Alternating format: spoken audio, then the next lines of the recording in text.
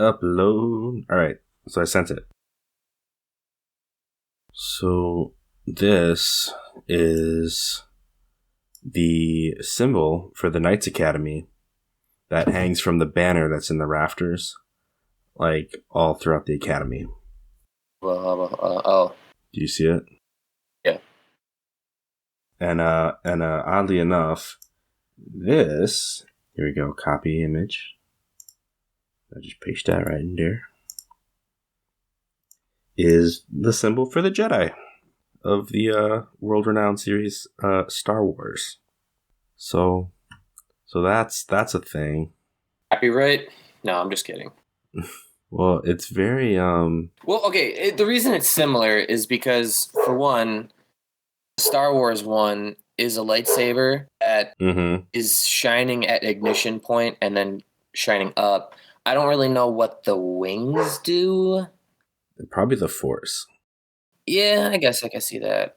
Whereas I would say it's very different because this is the Master Sword, or just a sword in general with, loft-wing wings. So it looks similar, eerily similar.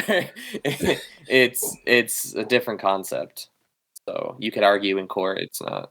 I understand there's not like a copyright issue here, but like, I mean, I feel like even the overworld theme when you're flying around on the loft wing kind of sounds like Star Wars music. If you think about it, like I think that the developers here got a little bit of inspiration from another popular series. Can you imagine Koji Kondo's like, "Hey, yo, John Williams, man, I need you for some flight music, man." I know. I mean, they're both like actually orchestrated, and that's probably why they sound a little bit similar, because similar instrumentation, a lot of trumpets, a lot of strings, but a lot of brass and strings, and mostly Zelda's, I think, more strings, but Star Wars is more brass. Right, but there's like brassy parts in it too, especially in the overworld theme. Yeah, like there are times where I literally get the Star Wars theme going through my head as I'm flying around, and I'm like, wait a minute, that's not the right theme.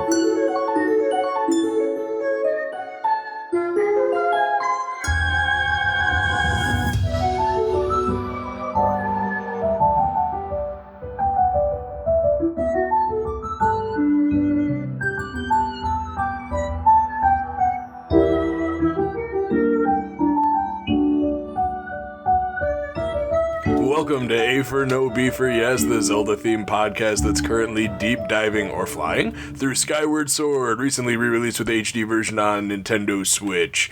I'm Cameron Hagee, because I don't have anything better this time, and these are my co-hosts. I'm Ryan Fonzie. And I'm Tony D, a raccoon currently going through some trash.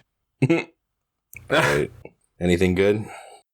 Yeah, I found Groose's hair gel in there. Still got some juice in there too. Groose's what? I found Groose's hair gel in the trash, and there's still some juice in there, some wax. Yikes! Okay, well, tasty. He's changing, man. He's changing. Yeah, he doesn't want that hair gel anymore. All right. So the last time we left off, we saw Zelda and Impa going into a portal, and it all getting destroyed, and we got a harp. We did get a harp. We don't know what to do with the harp yet. I mean, Link ain't know any songs, or doesn't know really much of anything. So how come Zelda's always giving us instruments, though? Listen, what's that about? Link is musically inclined, and you can think of Zelda as a orchestra leader or band leader, sort of like the great John Williams. And Zelda talent recognizes talent, right? And so Zelda just looks at Link and she's like, you know what? You have the talent. And just throws him the harp. Or, in Ocarina of Time's case, the ocarina. I don't think she gives you the baton in Wind Waker, does she? No, she doesn't. Well, I look at it like when you're playing an instrument, you got to really give that instrument your all to make it sound good. And I feel like Link's like, what's the word I'm looking for? Headstrong. Unrefined. Like, the thing that he is going and doing all of these things for is Zelda. So to him, he's kind of like his instrument. the thing that he has to put all of his focus into to get through the things that he does. You're saying like he's like- doing it for her. I feel like Link wouldn't be out doing all this to save the world if like his childhood friend wasn't the person he was out looking for. So you're saying that Link is being played like a harp. To save the world. Okay. Well, you might be surprised about how much a conversation later on sounds almost exactly like what you just said. Mhm. Basically, right now, we're told to go to the sacred grounds or the sealed grounds. Yeah, we gotta go talk to the old lady in the shrine. I think it was either Impa who told us to talk to the old lady or Fee, but someone told us I think it was to talk Fee. to the old lady back at the sealed grounds, and that she would have something for us or have knowledge of what to do next. Where basically, I think Fee Right. said she'll know where, so and so things are that you need in your journey to help Zelda. Okay, so we leave Lanayru Desert, right? Yeah. We go back out, like we pretty much are told to head straight over to the sealed grounds, which you can do. You can just fly straight there if that's what you want. If you need to stop back at Skyloft, it's basically on the way. I did to do a Groose update, but I'll share that with you guys in a minute because that's actually, it's going to kind of ruin this next bit if I tell you what the Groose update was. So eventually, like after, if you've done any shopping, I think at this point, you might actually be able to buy the Goddess Shield. I'm not sure about that yet, but I think it's called the Sacred Shield. right, it's a Sacred Shield, but it upgrades. Like if you upgrade it all the way, it becomes the quote unquote Goddess Shield. Oh, okay. I think. Yeah. But yeah, you can get that. I mean, there's not really much to do. I mean, a lot of the side quests have kind of opened up, but I think even more so after this next section of the game. So eventually, like we fly back towards that green beacon, the first one that we've ever gone to approach the sealed grounds, where we've been instructed to go. And just like every other time, like you might have done a look down to figure out where the hole was going to be. You dive off the bird, you start floating through the clouds, and suddenly we get this cutscene. And it is probably my favorite one in the game. Because it is so silly and so glorious and amazing. I did not expect it at all. Yeah, I'm glad we didn't ruin it for you. I was waiting for your reaction because I know that you just despise him, and I was like waiting for what you would think after this point. I was like, is this Lug trying to get both of us killed right now? So the cutscene opens up and you see Link kind of floating through the clouds like you'd expect, as always. He's got that same determined look on his face like, all right, got to make sure, I get my sailcloth open at the right time. Like, I'm coming down to the sealed grounds to go on another mission. Like, this is great. When all of a sudden you hear the cry of a distressed Groose from up above. And Link looks up. And there he is, the big man himself. I think it sounds something like. And he's like, Link, help! Grabs your Link leg as they both tumble down towards the sacred grounds. And I think even with the use of the sailcloth, you both come crashing down to the ground. Yeah, it looks like you both bump your rump on the way. Bumpin' your rumpin'. That could be a new song, a new TikTok trend. Oh, don't. Don't put that evil on me. Bumpin' your rumpin', bumpin' your rumpin'. Link and Groose be bumpin' they rumpin'. Okay. Stop! No, what evil have I wrought? I really like the song that I came up with earlier, though. It's fantastic. Wing it like a laugh wing. So when you guys finally come to, so Link kind of like is shaking off the dust and everything. He looks over and Groose is like sitting up and he's got little birds all around him. He's not used to little birds. He's used to Loftwing, so this is like a whole new thing. And he just has this freak out moment where he's looking all around like, where are we? What is all of this? Like, and then he sees straight up Gorko come into the scene. He's like, what is that? What is that? Yeah.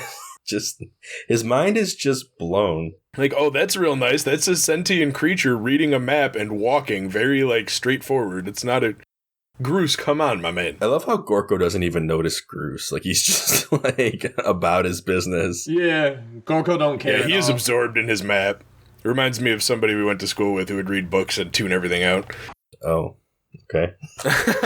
Groose starts he has so many questions and he starts shaking Link like a gorilla. He actually starts making gorilla noises too.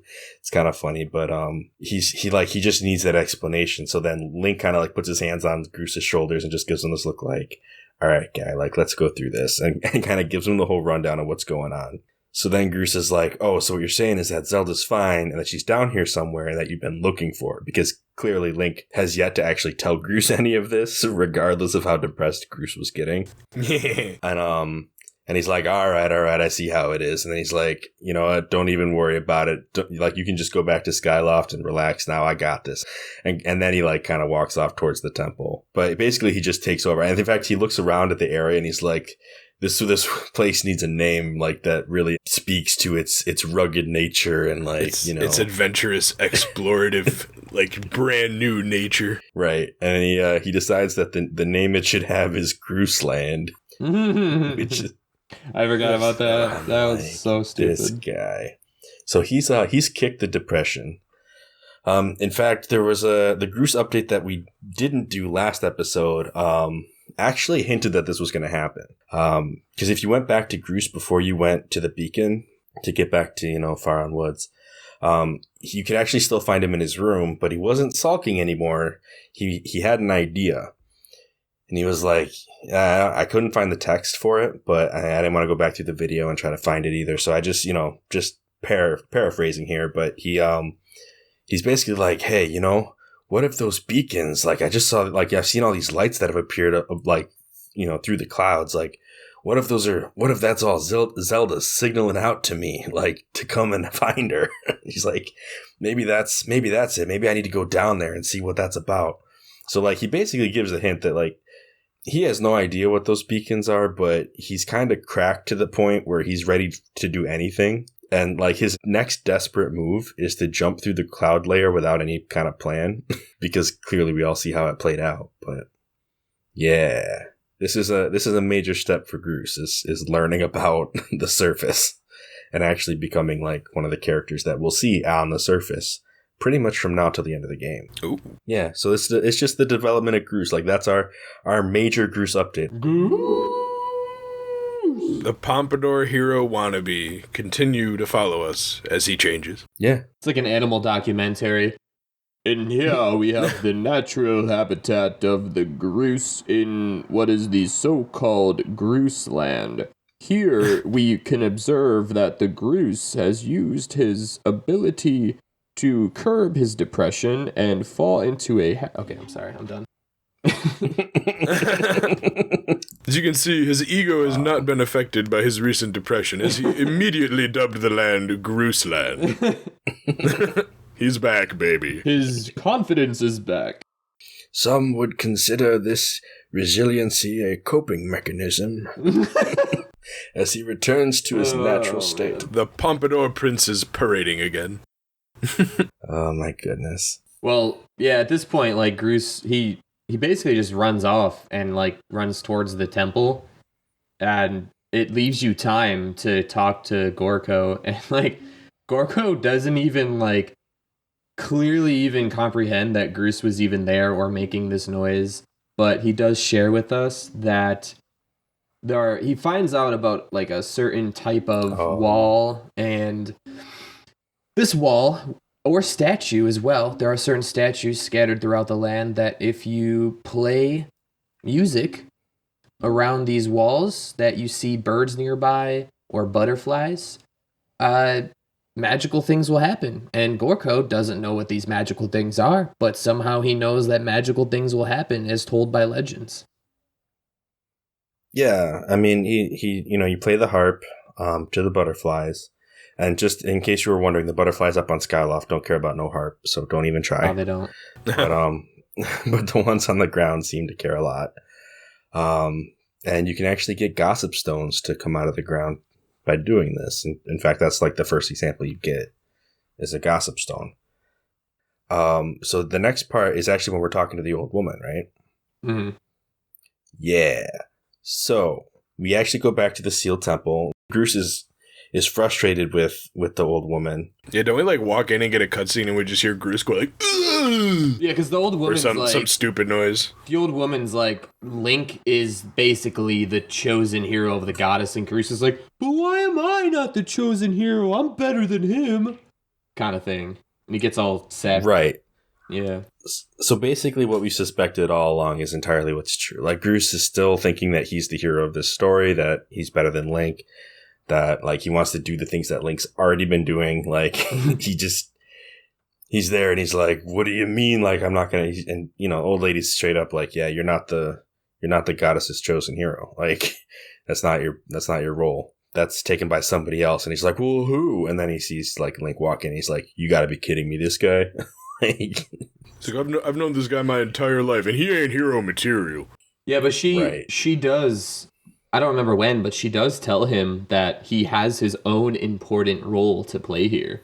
Yeah. If he's patient. Yeah. Yeah. Right. And that's still to come. I mean, so basically, like, do we do the gated time stuff now, or do we do it after? No, it's right now. The gated time appears. She tells us we can activate it with a Skyward Strike, but not now because the sword's not right yet. Like, we even though we can do Skyward Strikes, we can't really do the right kind of Skyward Strike until the sword has been tempered in a series of sacred flames. Yes, it must be tempered in the fires of 3 sacred flames. Forged 500 folds. Doused in the magma of... Yeah, okay. Basically. So it ain't gonna work. So while she's explaining this to this, like, this explanation, like, this whole section, there's a lot more dialogue than I think we're gonna cover. But it gets interrupted when we hear a giant crash outside. And basically the old woman's like, Harry, you must go to the seal at the bottom of the whatever. And, like, you know, you have to go back out into the actual sealed grounds and start heading down, where there's, like, this weird black aura that is emanating from the seal that we actually plugged the first time we were ever here. So we get out and we head down, and all of a sudden we get the arrival of Toothy. The imprisoned. What? It's Toothy. Toothy? Oh, it is Toothy. Yeah, it's the avocado with the toe fungus. It's that. the big mutant demon penguin thing that we've been talking about. And so he don't care about us. We've only seen him in visions and dreams, and now he's real. He's there, and yeah, he don't care. He's gonna come walking up this big old spiral, which is great. 'Cause, you know, like, if he had a more direct path, this would be a lot harder of a fight. Oh yeah. Yeah. How did you guys, specifically Cameron? Like, how did you take this guy on? Like, what was your strategy? So immediately as I started, I saw the giant puffing out air in the very middle, like where the seal came from. The giant air blowing out, you know, what would you call it? The geysers? So I jumped in it, and I got shot all the way up to way above the entire sealed ground circular area. And I just went down and landed on him. You landed right on his face? Yeah. Every single time I landed right on top of him and ran over to the seal thing on his head and bam, bam, bam. All right. Okay. That's what I wanted to know. So you figured out the easy way then. Like, immediately. Yep. Because you can attack this guy's toes. And once you cut off enough toes, he'll fall over, and then you can just run over and hit it. Oh, geez. Yeah, right. And that's the first time I ever played through this game. That's what I did every time. Like, that's what I did for every fight. Yeah, that's what I did this time. Yeah. And I never knew that you could just stand on his face. Like, I always thought that if I did that, I would probably get hurt because, you know, hitboxes and stuff. So I never even tried it. I found out by listening to other podcasters that apparently there's an easy way where you can just, like, fly up to the ledge above him and then just jump off onto his head. And I felt like I did not spend enough time creatively thinking about this fight. I literally just did go mode the entire first playthrough. So, yeah, I was kind of curious to see if you figured that out or if, you know, if you did it the hard way. I think there's also a set distance that he worms after you knock him down. Because when you knock him down, he kind of just slithers along the ground. And the first time I did it, he only slithered for a couple seconds. So I figured, like, you were probably meant to knock him down pretty quick. The second time I knocked him down, he went like, oh my gosh, he probably went for like 15 seconds. Like, he had a set destination he was going all the way up to. It wasn't just an amount of time he was doing it. I took notice on that. Yeah, he'll slither like a whole ring. It was insane. It was kind of like to falsify a sense of urgency, because realistically, if he would have just done the same thing, you could just beat him before he even got halfway up the ramp, so they had to make it feel like he was almost there, so they let him slither all the way up to like 75%. Yeah, it definitely increases the tension on the fight when they do that, every time they make him go farther. Yeah. But I mean, luckily there are like 3 or 4 I mean, there's so many levels to this area that, like, I feel like even when he did his whole, like, let me just like slither up a whole ring of the grounds, like, he still wasn't even halfway for me. So I was like, all right, well, that's fine. Yeah. But yeah, I mean, basically that's the process. You hit his seal back into his head a bunch of times. If you do it from the top, you can hit it down. If you cut off his toes, he falls backwards, and you got to swipe up instead, because he actually falls onto his back, so the spike is like hanging from his head when you hit it. Oh. And eventually what you do, like the basically the seal ends up like he kind of goes back into the seal goes back into the middle of the big cutout, and the old woman instructs you to go down there and do basically a skyward strike on the seal. Like, you hold up the sword, you get the power, and then you have to like draw a symbol in order to get it to like activate and stick back into the ground. So, I mean, basically you just put the cap back on this guy. If you head back up, No cat.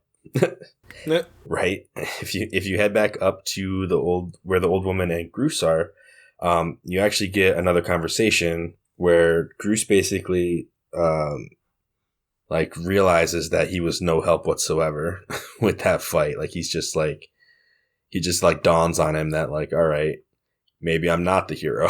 Yeah. Yeah, he's basically in awe of what Link was able to do, like, right off the bat without even thinking about it. He's like, I just stood here with my legs shaking, and you just beat a giant monster that's 100 times your size. Yeah, so he goes running out, and he's like, fine, I guess it's not me. Like, he basically is like having this emotional fit, but like, he runs out the door and goes off to the side, and the old woman's kind of like, yeah, like, he actually has a part to play yet. Like, he just hasn't figured it out yet. It's okay.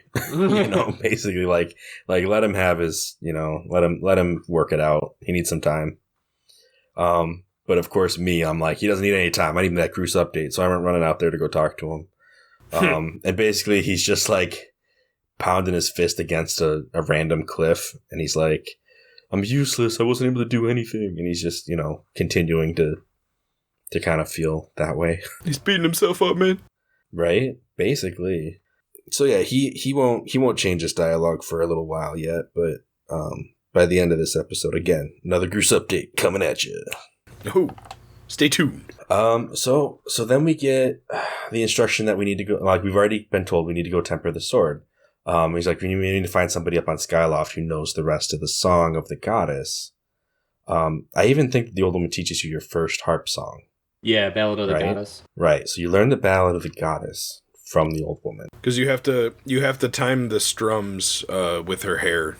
Because, like, the whole time you're doing it, it just keeps repeating, like, do, do, do, do, do, do, do, do. Yeah. Like, it doesn't get into the next part, which is kind of frustrating. But, you learn it there. It's kind of this... It took me a time or two to get down, like, the way that you have to do it. Can we talk about how annoying strumming is on the Wii Remote? Yeah, no, it's even kind of annoying on the Joy-Con. It took me a while to get, like, the rhythm, and now I kind of do it with a little bit of, like, finesse as I go back and forth. Like, I don't know, kind of like how you would move a bow in when you're doing a violin, and how it's not just a rigid back and forth. You kind of, like, move it a little bit. Like, you have a little play with it.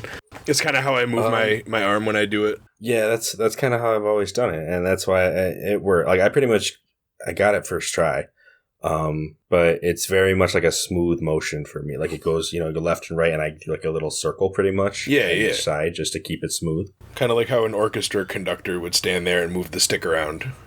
You violinists over here, man. I'm right. I'm a trumpeter, man. Okay. Oh yeah, no, I've heard all over the internet about how bad strumming is, so I get it. I get that it's a huge point of contention. I guess if you have played an instrument, I guess, that involves a similar motion, it probably helps you. Which is weird because it's definitely not the same thing, but I mean, it is what it is. Yeah, I could see how people would be annoyed by it, but I wasn't. It's like how guitarists are really good at Guitar Hero, right? True facts, right? Wink, wink, wink, wink. All right, so we get the Song of the Goddess, but we need to figure out the lyrics in order to figure out what we actually need to do to get to our flames. So we head back up to Skyloft. Fee recommends finding somebody who might know about the song, which we already kind of know that Gapora knows the song because he already sang us the first half of it. And by sang, I mean he like said the lyrics when we were meeting Fee the first time, right? Pretty sure that's how that went. Pretty sure. Yeah.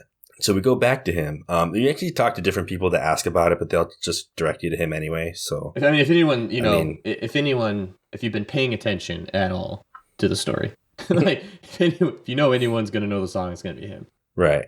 So we go back to him, and he's like, "Oh yes, I know the song. Like, I'm not really a good singer though, so I'll just recite them words for you." And like, basically, you can tell him to sing it, and he'll still just kind of refuse. Oh, like you can say like reciting is fine, or you can say sing it like with an exclamation point. I mean, I definitely told him to sing it, and then he was like, I already told you I'm not a good singer. And then he just said it. I was like, all right, well, it was worth a shot. Oh, I told him, you do you, man. I really wanted to see if there was an alternate cutscene where Gapora like tries to sing it. I was a little disappointed that there wasn't. He just talks it. It's fine though. Choices in video games never matter. So the beginning of this song is like, okay. Sometimes they do, just not in this one. Yeah, no. So he goes through the first lyric that we've heard before about like the goddess's chosen hero taking up the sword to like, meet his destiny. And it's like this really great epic like description of the entire game. And then the second one is like, and he'll like direct the two moving sailcloths towards the lighthouse to open the path. And it's like, that seems oddly specific. Like, what are you talking about? It's like, I don't remember how he describes it. It's like 3 turbines, right? Or 2 turbines. It's actually, I know it's 2, but the description he gives is like the moving sails or the moving, I don't know, it's some really reductive term for the windmills that are out in Skyloft. Because it's a puzzle. And that you basically have to turn them. Right. But so one of them you can't turn. Towards the light beam tower, I guess. Yeah, the big thing that looks like a tower is really the only thing there that you could think is a tower. Because I looked around and I was like, yeah, it's probably that. Yeah, it's the thing that Jackamar was trying to fix at the beginning of the game. Yeah. And so you go over to the one on the right, and that's the one I went to first. And I saw a little pinwheel in the back, and I was like, all right, well, I know what to do with these. So I blew some infinite wind on it, and it turned, and it was like it lit up blue on the back. And I was like, all right, that's a good sign. And I went over to the other one, and it was just a little thingy sticking out. And I was like, and so I blew some wind out, and I was like, yeah, I didn't think so. And I went and I talked to Jackamar right next to it. And he's like, man, that propeller, the thing, you probably know, because on the other one, yeah, it's gone. It fell. It's like, how? Like, if it fell... It's been gone for years. It's a pretty big thing. If it fell, it would fall back. I don't know how it went over the edge. It's the opposite direction of the edge. Somebody would have to, like, kick it. Be like, oh, this fell off, haha, and kick it off the edge. Look, man, there's some Remember that delinquents. one bad storm we had where it actually, like, we had wind speeds over, like, 100? Like, we lost the pinwheel in that storm. Bro, I don't know. If they had a speeds of 100... there ain't gonna be houses on top of Skyloft. Okay, 70. It's basically like the weather's always perfect up here because it's above the clouds, but like you have to imagine if they lost the pinwheel, there had to be a pretty strong wind. Or just some delinquent kids. It was that monster guy in his youth. Okay. I'm gonna be the best monster I could be. I'm gonna deface this town. Goodbye, propeller. Well, have we even talked about the monster guy? No, like we haven't talked that's about next. it. We haven't talked. Okay, cut. So yeah, we talked to Jackamar. He says it's broken, which we already knew. Okay, so for the first tower, did either of you guys miss the first time you had the top thing on right? Because I I blew it. Like, I couldn't remember if there was like a lock where once you turned to the right spot, it would just stop turning or not. I don't know. I don't remember that. I believe. So I definitely got did it the first try. I definitely turned it, saw a blue light turn on, and then I stopped blowing the wind because I'm like, oh, there it is, the blue light. And I stopped the wind bag, whatever it's called, But it kept going. The gust bellows, and then it slowed to a stop and passed by where it was supposed to actually stop. And I was like, you got to be kidding me, because I knew it would only turn one way. So I had to turn it all the way back around. Oh, to jeez. try to hit it again. And I was like, this is not good. No, but I was able to actually get it to slow and stop in the right spot the second time. On the first one, I got lucky and stopped at the right one. And the second one, when we eventually get there, I stopped at one stage before and then just, fixed it a little bit at the end and did it one more turn. Just putted it in. Putted it in. Yeah.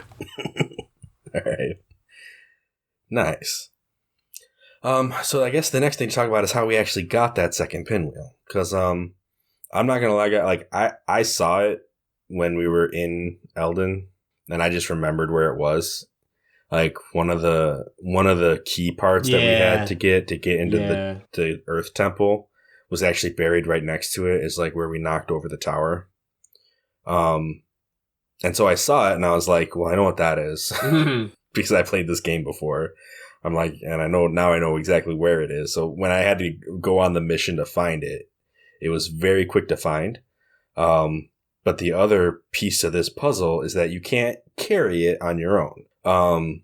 Like Link, with his infinite pockets that he's always had in every game, apparently he can't fit a pinwheel in his pocket, even though he can fit like the gust bellows in his pocket and 10 bombs in his pocket. Like it's one of those things where the logic of the game kind of breaks down just to make another point. But my Link has a shield in his pouch and a couple full-size bottles and 15 bombs in his pocket. A giant beetle thing that's like as big as his like thigh.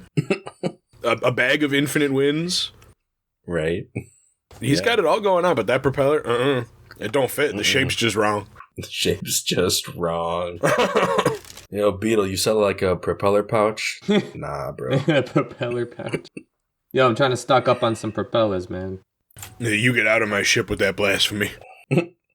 So part of the story that Jack and Mark gives us about how like this thing fell below the clouds is that there used to be a man who had a robot thing, I guess, that would actually go below the clouds and haul things back up. And he's like, I think it was Gondo's grandpa, right? Like, you can go talk to him and see what's going on. So if you go talk to Gondo, you know how I mentioned, like, he was trying to fix one of these. Like, if you go to his house at night, he's actually, like, actively working on it. Yeah.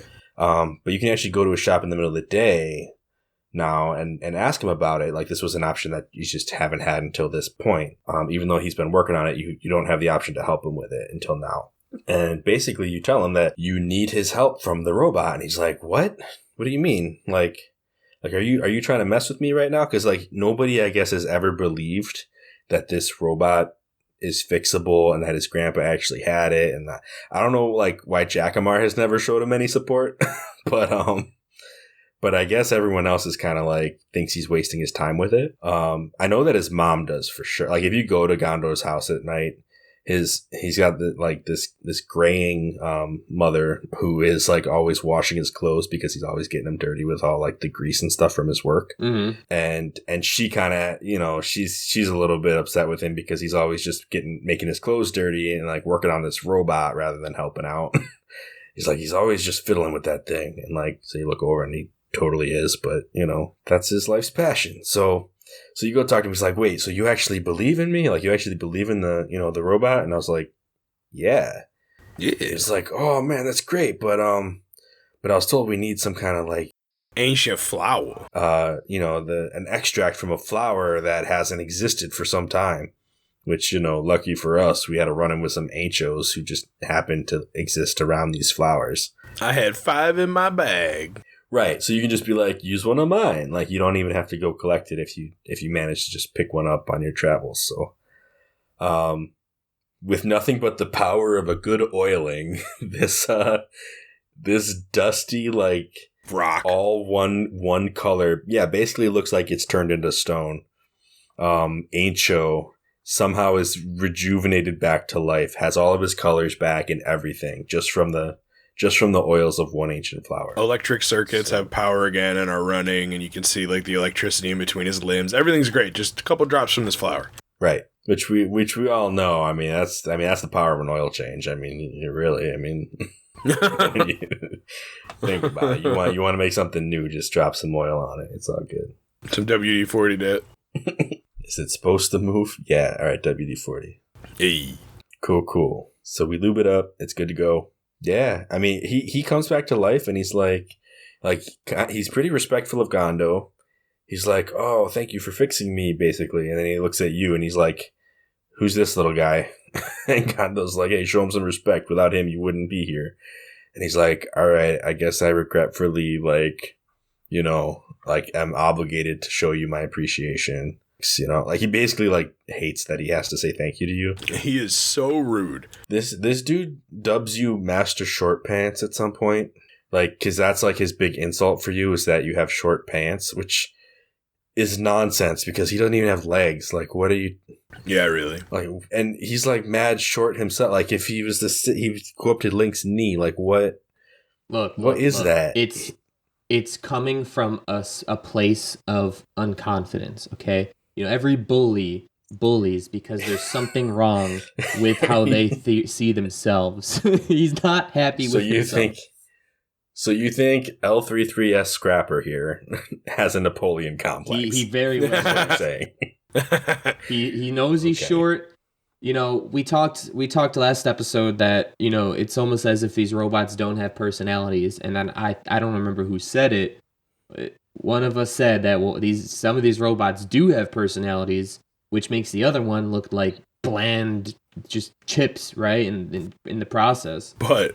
Our friend Scrapper is about to have his attitude changed. His life is about to be flipped upside down in the next few seconds here as he is just in awe of our annoyance. Master Fee. I don't even think I think it's the first sentence he mentions her. He's already calling her mistress. Mm-hmm. Mistress Fee. Yeah, I think that's immediately. He's I think he asked her what her name is. And then immediately goes into calling her Mistress Fee. So she comes out. So Fee comes out of your pocket basically to talk to you about the progress you're making. Hey, have we figured out what we need to do yet? And then because that's Fee. And then Johnny Bravo moment. Yeah, then Scrapper. Everything else was working, but his heart just started to beat again. And that's the moment when Scrapper's heart grew 3 times its original size. And basically, he's just decided that he's gonna do anything for this sleek robot that we just have chilling in our sword. So I don't know, robots, man. Robots well, they're not really in disguise. No, I guess they are in disguise, aren't they? Oh my god! You get out of here! That almost went right over my head.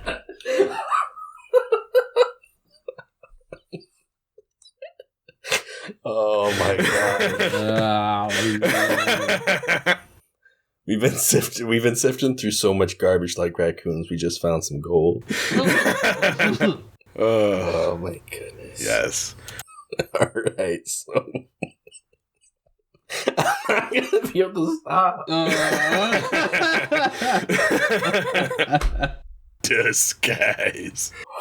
Okay. All right, I think I'm back. Okay. I don't even remember where we are anymore. Okay, so basically, I think Fee turns to Link and is like, I think we now have the capability of getting that pinwheel back up to here, we can now bring things up from the surface. Just very deadpan. She clearly has no interest in Scrapper. But she understands Scrapper's situation and is like, all right, so you're gonna do what we need you to. Great. She's she looks at Link and he can't talk, but you assume he says something like, oh yeah, he doesn't seem like he wants to help. And she's like, oh, really? He's like, oh, no, I'm going to help. Oh, I'm going to help you, Mistress Fee. She's like, oh, hey, Master, great news. He's going to help now. Kind of reminds me of one of those Ryan George skits. Oh, no, he's helping now.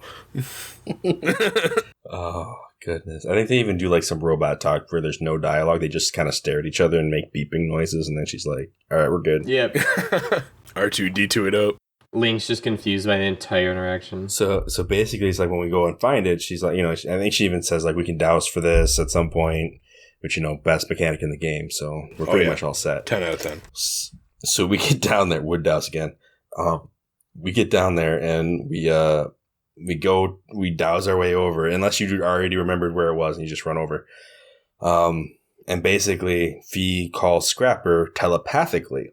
So Scrapper comes down from the skies, basically gives you trouble for being in the way, goes, grabs the pinwheel, like, basically, again, it's like, you're in my way, dude, short pants, get out of here, and, like, flies back up. His comments get better as the game goes on. Right now, he's just kind of like, hey, can you step aside? Like, clearly you're useless here. Like, but I got this. And he's like, Mistress Fee, witness me, basically. And brings our pinwheel back up, and we fix the second tower. Yeah. So it's like it's a pretty long form way of doing something that is, it's a fetch quest. Like, in this game, fetch quests feel like they take just a little bit longer than they need to. Part of the criticism a lot of people give this game is the padding, and this is one of the examples where it's like everything's broken, everybody's missing things. Like, we just got to go down to the surface, which is like you're basically committed to a couple of loading screens just to grab one thing and bring it back. Yeah, I could see that. Couple of flights that you didn't really want to take. I mean, at this point, it isn't really something I've noticed being the first time I've played, but if this becomes a common trend and they're always like, oh, hey, yeah, no, you need to get in there. Oh, it's broke. Sorry. Can you go down and grab that? Then I'll definitely pick up on that. For sure. Yeah, I mean, a lot of it's more side quests, I think, from this point onward. Yeah. This was, I like to say, This is like the intermission of the game, right? Like, hey, go take your bathroom break and, be back. That's how this part of the game felt for me. You're at the theater and you have a 3-hour show and you're basically sitting at an hour right now and it's first intermission. That's how this felt. They don't really make you do this stuff again. I mean, okay. Halftime show. Yeah. I mean, we get the two windmills finally put back together. Our intermission, I guess, continues, and we point them both there, and I think it pops up like a little like lens aperture up on top of the tower. Yep. This is the tower that Jack and Mar refused to fix because of how tall it was. So we can go over there and climb the ladder, get to the top. Either you guys have trouble figuring out what you were supposed to do with this? Nah. I pulled my harp out. No, I saw a circle and then thought, oh, well, I just learned how to play a song, and that song had a circle involved in it on the ground as it was playing, like lights coming out. So I was like, I'm just gonna, do the circle song again. Circle song. Gotcha.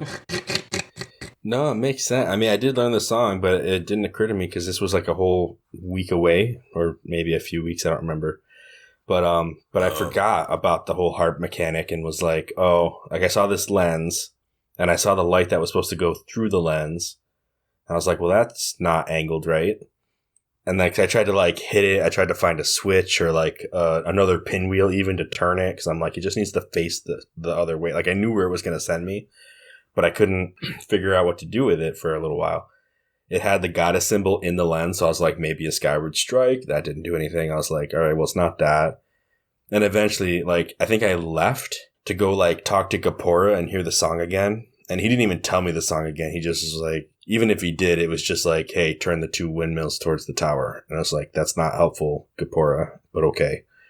So I just went back, and on my way back, I was like, wait a minute, I have a harp. I climbed back up and just immediately played it and got it. But I sat there at the tower like, all right, I'm here.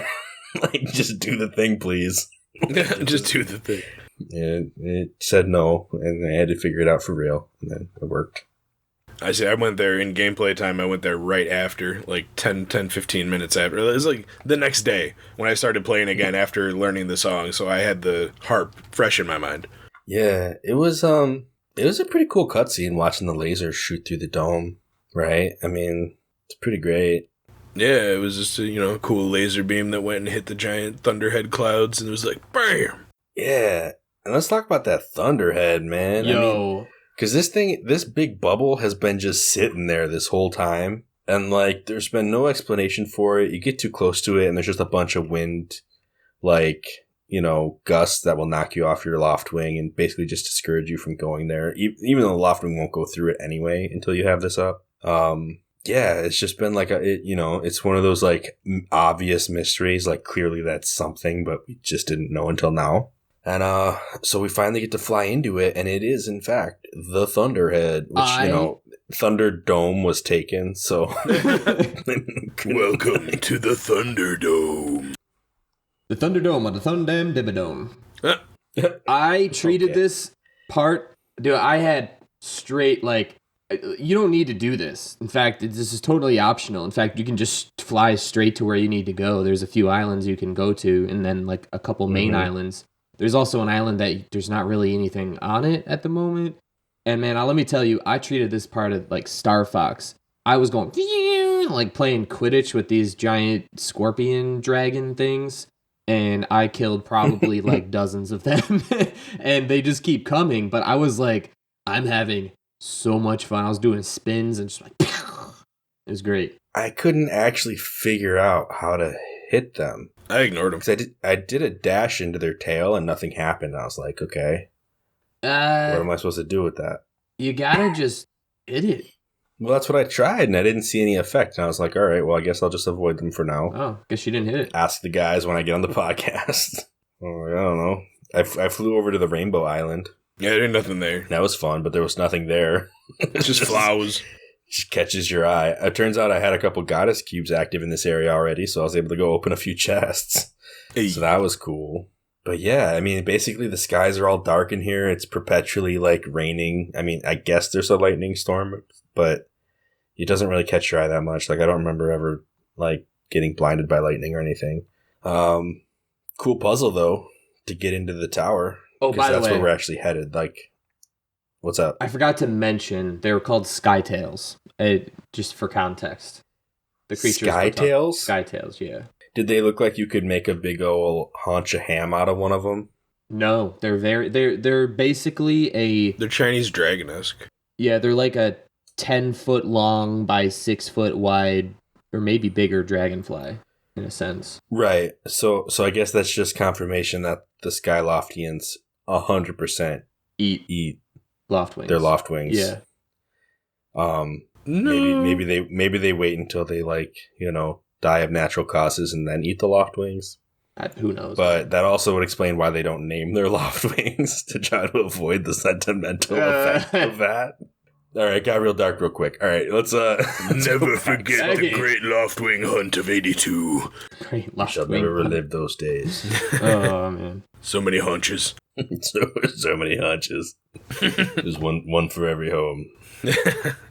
So the laser beam that we followed into this dome is actually already making a connection with another tower, pretty much on the opposite side of the dome when you get in. So we can fly all the way over there and land on this pad that has like a ring puzzle where you gotta basically build the bridge and then turn the bridge to the right side of the thing. Did not take me long to figure this out, and I think it's because I've done it before and just kind of like remembered how it worked. Like I saw the stoppers, I saw the little ring in the middle, pulled on it, saw what happened, and I was like, oh, I just gotta line them up and then get them in position. That's fine. And yeah, it didn't take me long to figure it out either.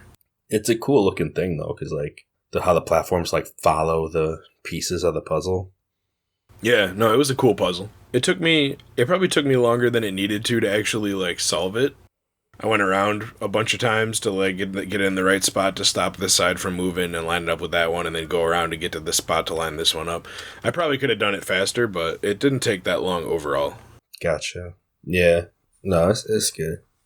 And we get inside the big tower. I don't remember what this room is called, but it is it's pretty much just another, like, it's definitely like a goddess area. It's got the goddess symbols all over the walls and stuff. Basically as the decoration. And Fee comes out to teach you another song that gets unlocked in her memory banks. Of course. And this one, I don't honestly remember what it's called, but it is fun. You play it and it becomes like this almost like this Celtic dance. Like she goes off onto one of the walls and like dances up the wall, and it is Ferora's Courage. A fantastic cutscene. Ferora's Courage. Nice. Yeah, so basically we're learning the jam that Furore herself had listened to, maybe, who knows, or the song that was entitled to her. Yeah. So we have two songs. We have the Ballad of the Goddess and Furora's Courage, which is kind of reassuring that Furora is still a thing in this game. I mean, we've already gotten Far On Woods, which is like kind of a hint at Furora. But so many Zelda games have kind of like not even really addressed the goddesses that you kind of wonder like this game has kind of been referring to them as the old gods this whole time, without actually naming them. So it's kind of cool to see that is still a part of like the mythos of the game. Yeah, I don't know. I like the song. I like the cutscene. I kind of felt like, it seemed like a lot of build up for it, but basically after we get that, we are then basically that's going to be one of the keys to get into the actual, like to get to the flame, right? Yeah. So is this also where Fee tells us that we have to start looking around in the 3 areas we've been for the doors? I'm pretty sure, yeah. Or the gates, I mean. Yeah, I think once we get to this point, she basically shares with us that that we need to go back to the areas we've been. Specifically, the first one, I think she says to go to Far On Woods to open up another door.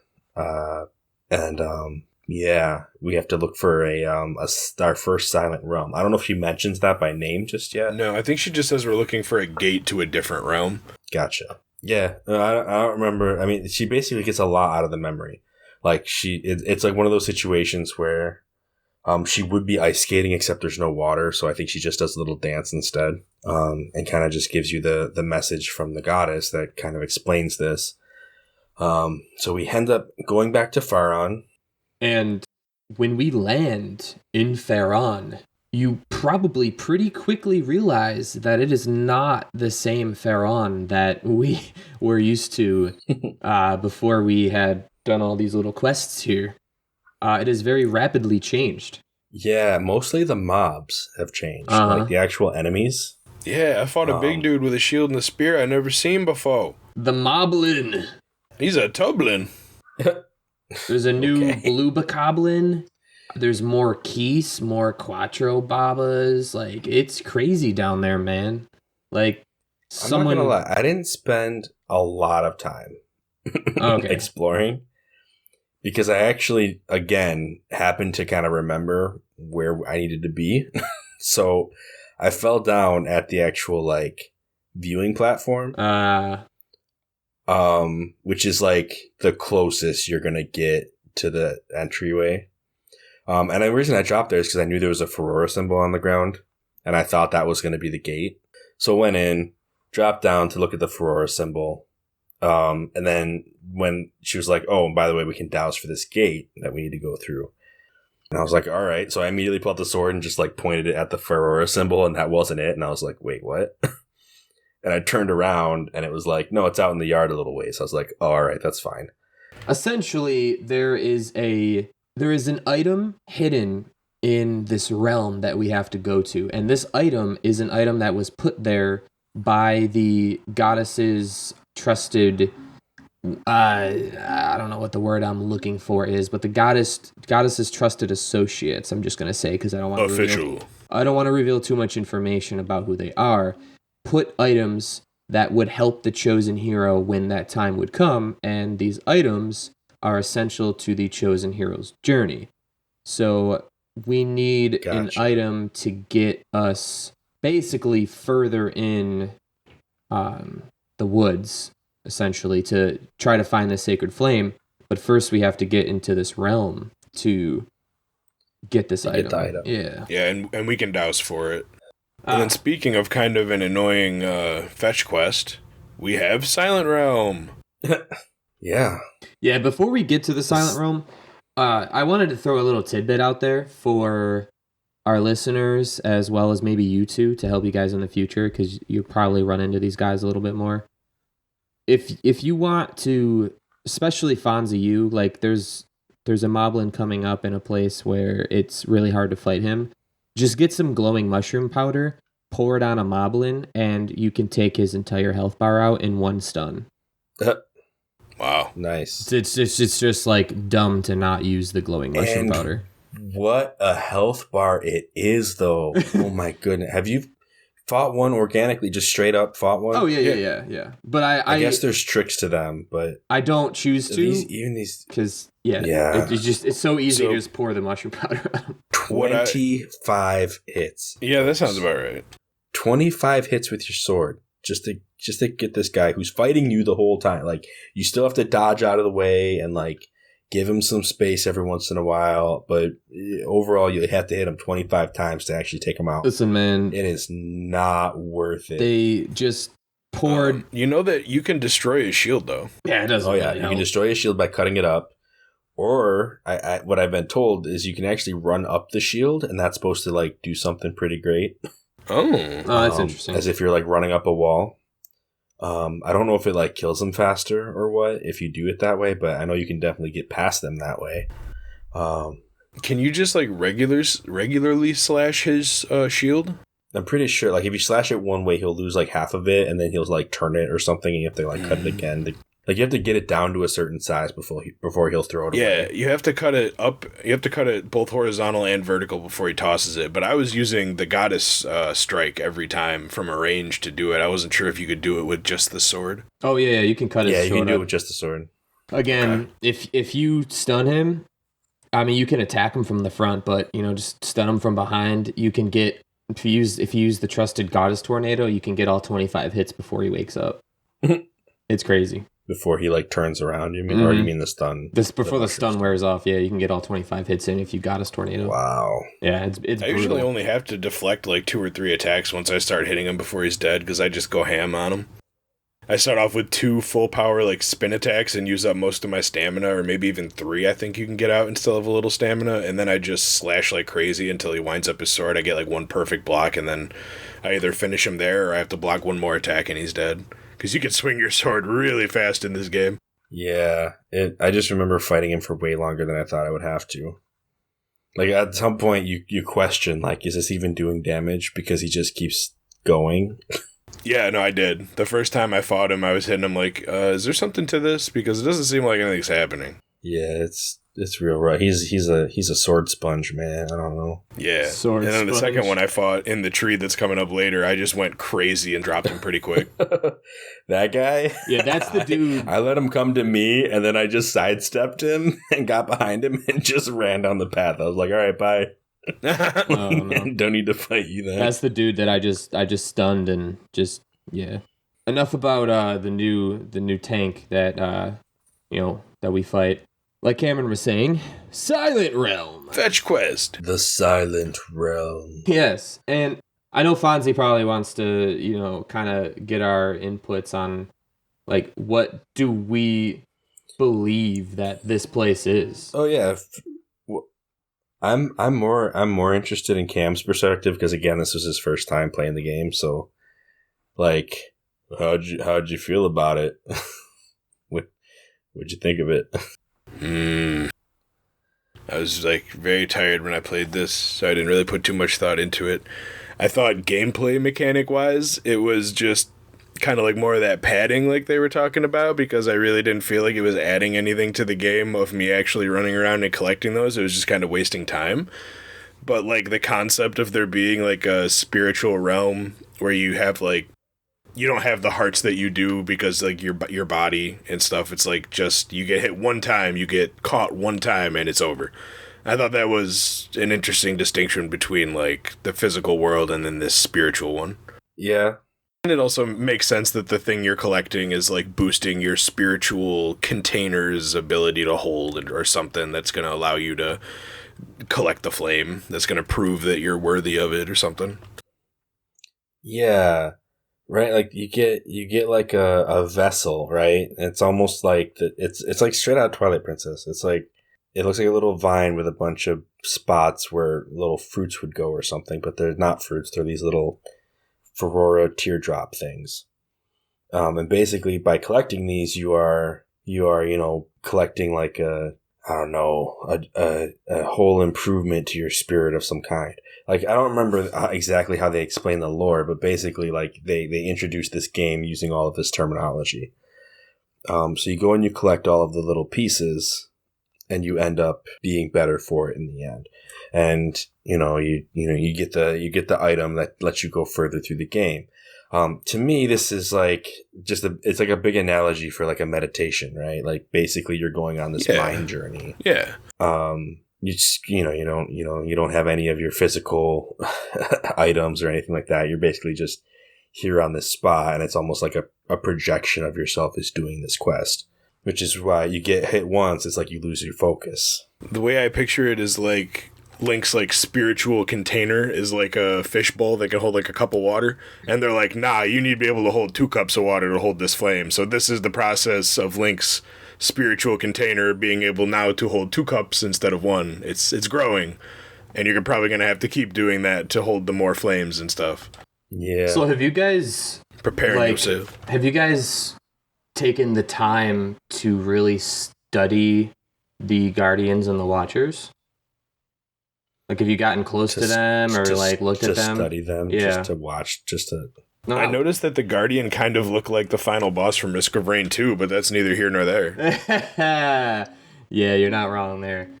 Well, yeah, I wanted to kind of mention, kind of like go over them a little bit. They have what appears to be Triforce earrings on their head. I don't know if you noticed that. So fashionable. You said Triforce earrings? Yeah, they have little triangle earrings dangling from their, what you could say are horns. Okay. And those are the Earth Guardians. They have like giant teethed up moles, and they have this giant cloak over them, and it's almost like they're warriors in a sense, and I'm wondering if like this is just my theory, but if the goddess put them here after the battle that happened before, but I'm starting to wonder if like they were part of the army that the goddess had against the evil people. Because they have these royal cloaks. Well, I mean, I know that the goddess specifically fought alongside the races of the surface. So I don't know that these guys were involved in the war. It's tough to say. I don't know. It's just a theory because they have royal, elegant clothing. They're clearly connected to the goddess, and the Guardians themselves actually have a robotic look to them, like they were manufactured in a sense. They have 3 eyes that are connected, and whereas the Watchers look more like a ghost, and the Watchers themselves have the same cloak that the Guardians have on them, the Guardians themselves look like robots. And I'm wondering if, like, the reason why I bring this up is since they look like robots and they have sort of the same type of look that a lot of the ancient robots architecture kind of looked like, I'm wondering if they were manufactured. Maybe. And somehow sent to the spirit realm. It was like a theory I was thinking about when I actually like got real close up to them, and they just look like robots, autonomous. They robots. do. Their joints even look like they're like built on servos. Yeah, like it definitely. And they're not like they can't be spiritual. Like the Watchers look spiritual. The Watchers look like maybe they're actually from this realm, but these Guardians are not at all. It's like they were put there for the test. Yeah, because all we see this time are Guardians and Watchers, right? Yeah, the other ones come in later. Right now, it's just the Earth Guardian, which are the walking ones, and then the Watchers, which are like the little floating ghosts. They kind of look like Pose, and if you will. They do look a lot like Pose. That was what stood out to me, is that they're basically like a cloaked figure with the singular eye and like a lantern, but they carry very much like Pose in any other Zelda game. Mm-hmm. But again, when you pair them with the Guardians, they come across as being, still robotic in nature. Like that one eye, it very much appears to be the same as one of the 3 eyes that are on the Guardians. Yep. So yeah, I mean, I can imagine this was a system that was set up, but it just, for it to be in a spiritual silent realm, again, just makes it very,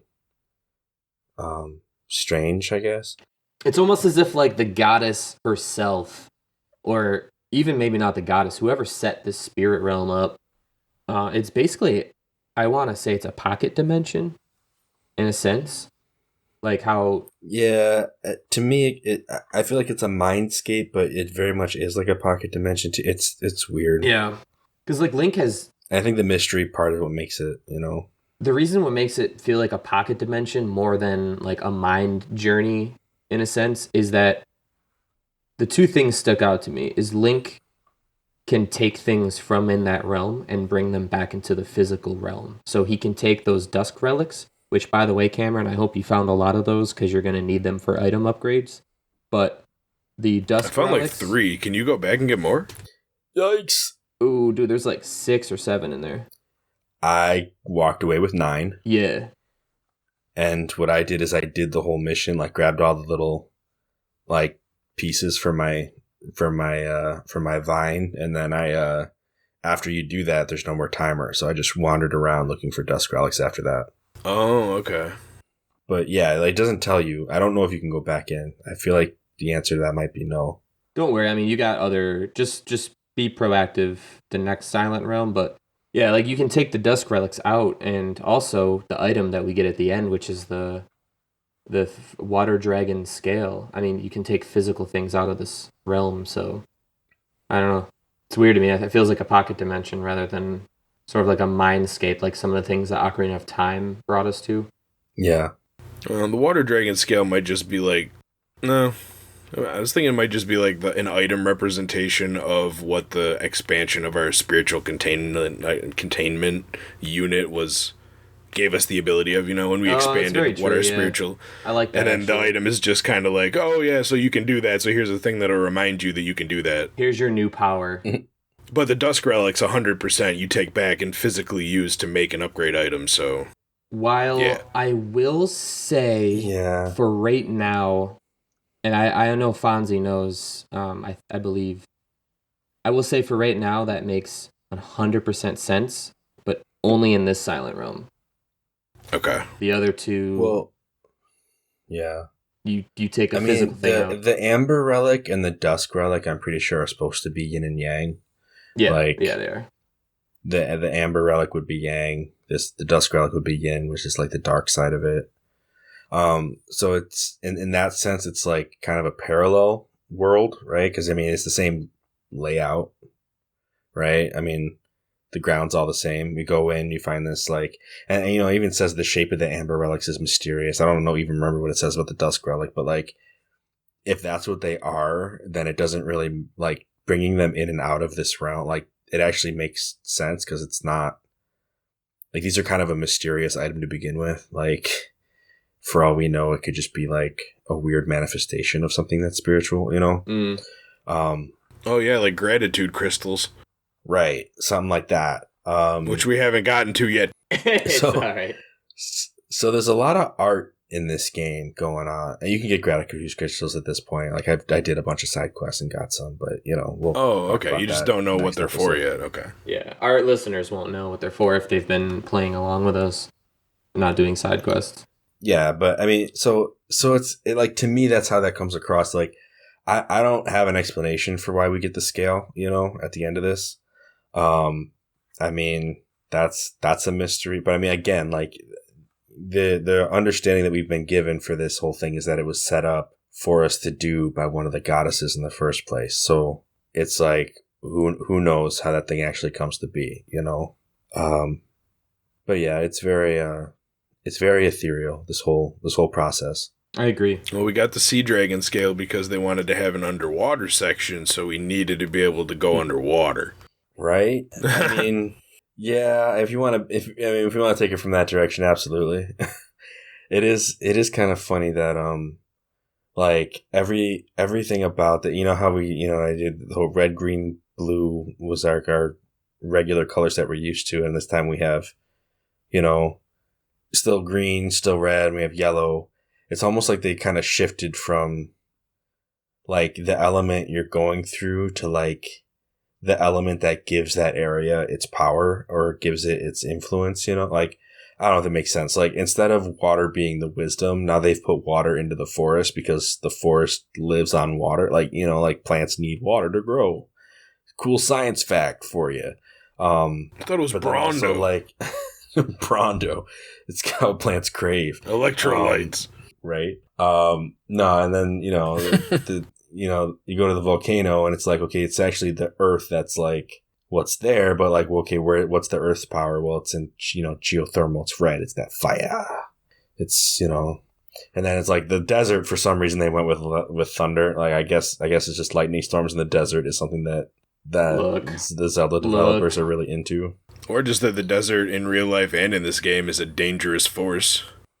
Like lightning. You'll come to realize that the next time we go to the desert, ain't nothing makes sense. Ain't nothing about what we did. They're gonna scramble. Yeah, everything I just said. Ain't nothing that we do the next time around in this desert make any sense with what we just finished doing at all. Yeah, if you're looking for consistency in this game, like a theme, you'll almost always get it between Faron and Eldin, and you'll almost never get it once you get to that desert. Nah, and that's what I was saying with the item. Obviously we have 3 silent realms we're going to travel to, right? And there's 3 sacred flames. And what I was saying with the item that we get, the water dragon scale could very well represent our soul growing, our spirit growing. But the next item you get ain't that's not happening. It's not your soul or your spirit growing at all. And also with the item after that too. So it's like the forest brings along the well of consistency, and then the volcano dries it up, and by the time it gets to the desert, it's like, it's gone. Yep, your soul you're just gonna be here. I don't even remember what the third item is, but Oh, come on, man, it's the best one. Bro. Dense fire. I haven't played this game in 10 years. Come on, it would probably be better if it was Dense fire. No, it's the best item that you could ever want in a Zelda game. You're talking about... Okay. Oh, we get the hook shot. So let's... No. Oh, but the hook shot's the best item in every Zelda game. So I know what the next one... Like, I know what the Eldin one is. We go to the sand desert first. Are you kidding me? Yeah, I'm saying is, in this game, they literally mess with us so hard. You will never find a theme, because we travel from Faron to the sand place... Faron to the volcano to the sand place, and then now when we go back through the game, it's Faron, and you'll come to realize the next silent realm that, the next sacred flame, the location, everything that we're gonna do in 2 episodes from now, we're going to the desert, we're skipping the volcano. It's like, Zelda, we'll get Nintendo. I'm looking for themes here, man. What are you doing to me? Yeah, it's all good. You guys ever notice that the overworld map is a Triforce? Yeah. Nope. Actually, I posted that up on my Instagram the other day. Saw it in a YouTube video. I was like looking up different like theories, and they were like, "Oh, by the way, the map is a Triforce." I was like, kinda. Yeah, and it works too, because like the top one is Eldin, so it's like the power one, which is what it's supposed to be. And the bottom left one is, it's the Nehru Desert, so it's the wisdom one like it's supposed to be. And then Faron Woods is on the right bottom where it's supposed to be. Like it's all lined up, right? It's just a fun fact. So yeah, I think that's okay. So we do this, we get our scale, and this is where we're actually planning on cutting this episode for today. So is there anything else you guys want to try to cover or? So Dusk Relics. What about Dusk Relics? I don't know, man. You need them, man. What about them? I got 9 of them, bro. Man. All right. Yeah. So this has been our episode, everybody. Thank you so much for listening. This has been our A for No, B for Yes. Definitely hit us up on our Instagram, on our social media, on our Facebook, Twitter, email at afornobforyes@gmail.com. Honestly, if you really want to help us out, share us with a friend, maybe give us a review on whatever podcatcher it is you use. That'll help us just reach more people, meet new friends, write to us. Like we would love to be able to listen, like to read a listener mail. on one of these episodes. Yeah, join our Discord. Yeah, you send us an email, we'll send you our Discord. Yeah. And we'll go from there, guys. But yeah, hope you all have a good couple of weeks. Next time we're going to be covering some side quests. We don't have an official list, but just do some side questing if you're playing along. If not, I mean, that's normal. So that's what we're going to talk about, though, is side quests. We're not even going to cover all of them. We're probably going to hit about half of them this time and then save the rest for later. But we will catch y'all next time. Thanks for listening. Did you get all that?